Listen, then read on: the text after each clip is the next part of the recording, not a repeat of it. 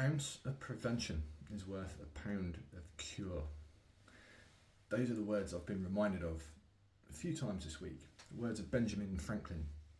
I've seen some pretty frightening statistics about excess deaths, not just in the UK, but in many so-called developed countries. They've been flying around over the last week or two. Maybe you've seen them. And we have to ask the questions, why is this happening now? And why more so than in the midst of a pandemic? Second, why are we not getting daily updates about these statistics from the NHS, on the news, from the government, and from the esteemed scientists on the SAGE committee, for example?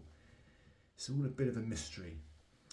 Heart attacks, heart disease, significant increases again. Why? Why has this suddenly happened?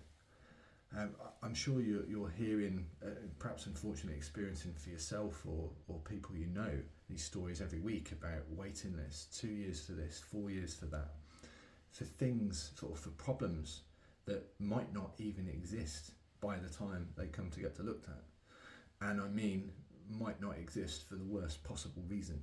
It's frightening. And yes, statistics can be misleading sometimes, but does it match what you see around you? Does it match what you hear? Are you seeing healthy people, or are you hearing about more terribly sad stories and things going wrong? Bit closer to home on this prevention theme, I know of someone this week who's agreed a redundancy package with their employers, pretty much on health grounds.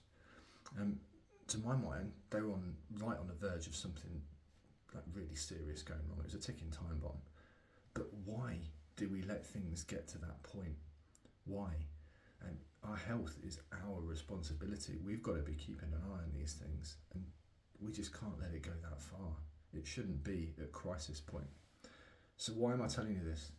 Because we need to protect ourselves.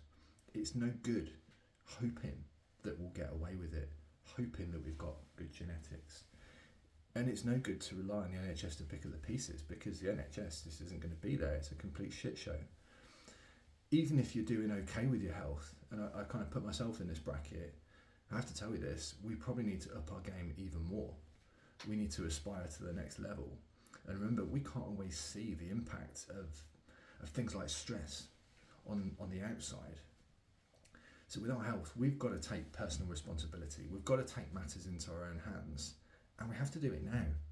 So many of these things that we're seeing, so many of these illnesses and these diseases can be prevented. But it's not even just those major health events, is it?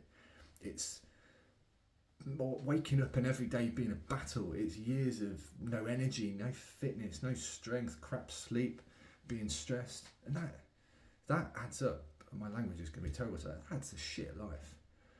Is that really what you want? And if it's not, you can stop it, and you should start right now.